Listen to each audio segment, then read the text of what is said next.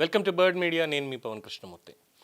దేశ అత్యున్నత న్యాయస్థానానికి ప్రధాన న్యాయమూర్తిగా ఉన్న వ్యక్తి సాధారణంగా ఏదైనా న్యాయ విశ్వవిద్యాలయ స్నాతకోత్సవానికి ముఖ్య అతిథిగా వస్తే అక్కడ చదువు పూర్తి చేసినటువంటి విద్యార్థులకి అదొక గౌరవంగా భావిస్తారు. ముఖ్యంగా న్యాయ విద్యని పూర్తి చేసి రేపు కోర్టుల్లో న్యాయవాదులుగా, న్యాయమూర్తులుగా, న్యాయ వ్యవస్థల్లోని వివిధ విభాగాల్లోకి అడుగు పెట్టబోతున్న విద్యార్థులకి దేశ అత్యున్నత న్యాయస్థానం ప్రధాన న్యాయమూర్తి ఆయన చేతుల మీదుగా డిగ్రీ అందుకోవడం అనేది ఒక ప్రత్యేక సందర్భం. కానీ ఇప్పుడు హైదరాబాద్లోని ప్రతిష్టాత్మక నల్సార్ యూనివర్సిటీ ఆఫ్ లాలో దీనికి పూర్తిగా భిన్నమైనటువంటి పరిణామం చోటు చేసుకుంటున్నట్లుగా వార్తలు వస్తున్నాయి.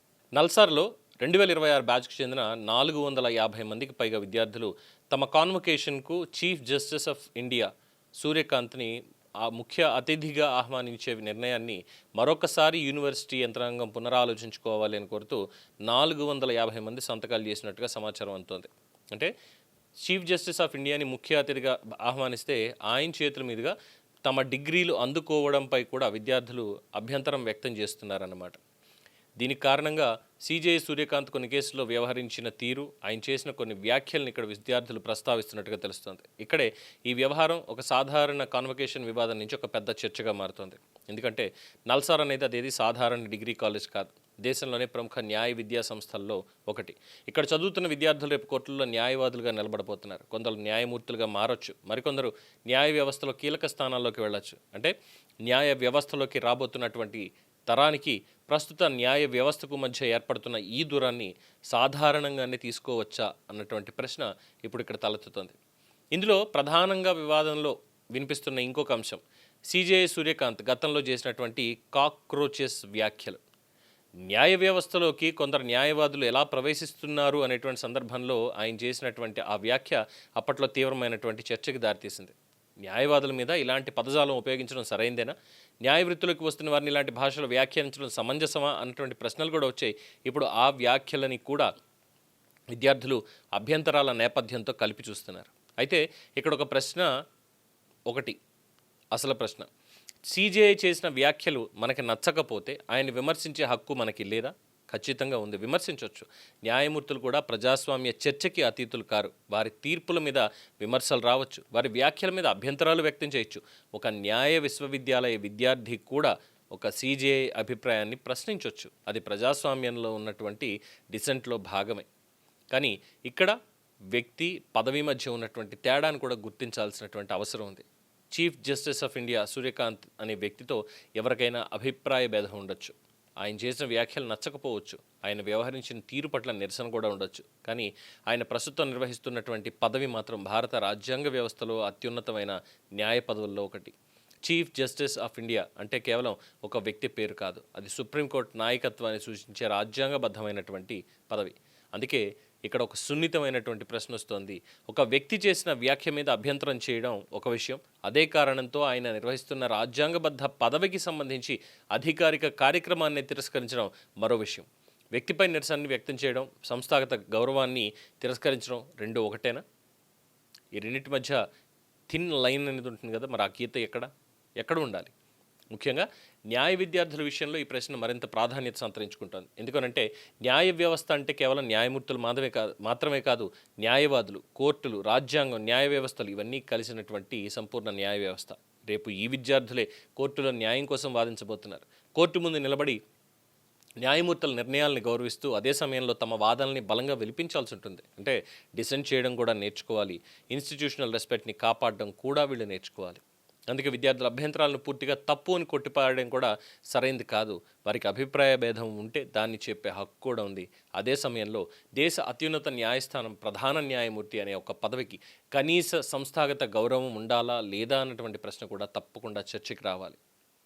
ఇంకొక ఇంట్రెస్టింగ్ పాయింట్ ఏంటంటే నల్సార్ యూనివర్సిటీ ఇప్పటివరకు 2026 కాన్వకేషన్ తేదీని అధికారికంగా ప్రకటించలేదు. అలాగే సిజేఐ సూర్యకాంత్ను ముఖ్య అతిథిగా ఆహ్వానిస్తున్నట్లుగా కూడా యూనివర్సిటీ అధికారికంగా ధృవీకరించలేదు. సో ప్రస్తుతం బయటకు వచ్చినటువంటి విషయం ప్రధానంగా విద్యార్థులు ఇచ్చినటువంటి రిప్రజెంటేషన్, అందులో ఉన్నటువంటి అభ్యంతరాల చుట్టూ మాత్రమే ఉంది. కాబట్టి యూనివర్సిటీ అధికారికంగా ఏం నిర్ణయించిందో కూడా మనం వేచి చూడాలి. బట్ ఎనీవే, 450 మందికి పైగా విద్యార్థులు ఒక రిప్రజెంటేషన్ మీద సంతకం చేశారు అన్నటువంటి వార్త మాత్రం ఇదేం చాలా చిన్న విషయం కాదు. ఇది కేవలం ఒక ముఖ్య అతిథి ఎంపికపై విద్యార్థుల అసంతృప్తిగా మాత్రమే చూడాలా, లేక న్యాయ వ్యవస్థలో ఉన్నటువంటి కొన్ని అంశాల మీద యువ న్యాయ విద్యార్థుల్లో పెరుగుతున్నటువంటి అసంతృప్తికి సంకేతంగా చూడాలా అనేది ఇప్పుడు అసలు చర్చ.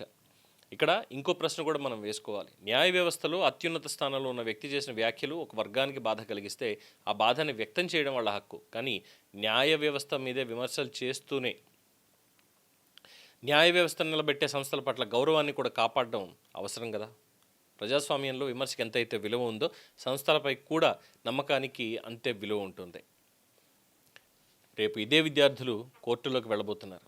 అక్కడ ఒక న్యాయమూర్తి తీర్పు తమకు నచ్చలేదు, ఒక కామెంట్ నచ్చలేదు. చట్టపరమైనటువంటి మార్గాల్లో ఆ తీర్పును ప్రశ్నించాలి, వాళ్ళ అభిప్రాయం వ్యక్తం చేయాలి, వాదించాలి, అప్పీల్ చేయాలి, విమర్శించాలి. కానీ చివరికి న్యాయస్థానం అనే సంస్థ మీద గౌరవం మాత్రం కొనసాగాలి. అదే న్యాయ వ్యవస్థ బలం. కాబట్టి నల్సార్ వ్యవహారంలో అసలు ప్రశ్న సిజేఐ సూర్యకాంత్ను విద్యార్థులు ఇష్టపడుతున్నారా అన్నది కాదు. ఒక వ్యక్తి పట్ల ఉన్న అభిప్రాయాన్ని ఆయన నిర్వహిస్తున్నటువంటి రాజ్యాంగబద్ధ పదవి పట్ల ఉన్న గౌరవంతో వేరు చేయగలుగుతున్నామా అన్నటువంటిదే.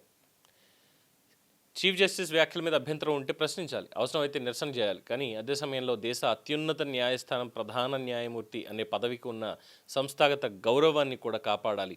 ఎందుకంటే వ్యక్తులు వస్తారు, వెళ్తారు, చీఫ్ జస్టిస్లు మారతారు. కానీ సుప్రీంకోర్టు అనే సంస్థ, దాని రాజ్యాంగబద్ధమైనటువంటి స్థానం మాత్రం వ్యక్తుల కంటే చాలా పెద్దది. అందుకే ఈ మొత్తం వ్యవహారాన్ని ఒక వర్గం విజయం లేదంటే మరొక వర్గం పరాభవంగా చూడడం కంటే విమర్శించే హక్కు, రాజ్యాంగ సంస్థలకి గౌరవించే బాధ్యత, ఈ రెంటి మధ్య సమతుల్యత అనేటువంటిది ఉండాలి. ఎక్కడ ఉండాలి? ఇదే అసలు చర్చ. ఈ నల్సార్ వివాదం మన ముందు నిలబెడుతున్నటువంటి అతిపెద్ద ప్రశ్న కూడా. Last but not the least, ఇక్కడ చాలామందికి అర్థం కానటువంటిది ఏంటంటే సిజేపీ పార్టీ దీనికి సంబంధించి కూడా ఉన్నారు, జెన్జీ అని అన్నారు, ఏ చెప్పుకుంటూ వెళ్తున్నారు. That's fine. అసలు చీఫ్ జస్టిస్ చేసిన వ్యాఖ్యలు ఏంటి? దొంగ సర్టిఫికెట్లతోటి లాయర్ల కింద కొంతమంది చలామణి అయిపోతున్నారు, అది ఖచ్చితంగా కట్టడి చేయాల్సిందే అని మాట్లాడారు. దానికి సంబంధించి ఎవరినో అంటే మొత్తం అందరినీ అదే అన్నట్టు. ఎందుకు ఇప్పుడు నల్సార్లో 450 మంది ఎందుకని మాట్లాడారు? అది గుర్తులేదా? దొంగ సర్టిఫికెట్లతో వెళ్ళి మీ అవకాశాలను కొట్టేస్తే మీకు సరిపోతుందా? అది ఆ పర్టికులర్ అంశంలో న్యాయ వ్యవస్థలోనే అన్నారు తప్ప ఇంకొక చోట కాదు కదా, మొత్తం దేశవ్యాప్తంగా అన్నది కాదు కదా.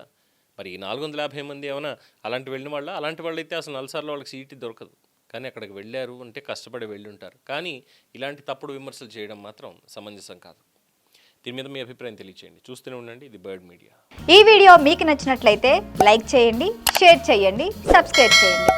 మరిన్ని అప్డేట్ల కోసం మా వాట్సాప్ ఛానల్ను ఫాలో చేయండి.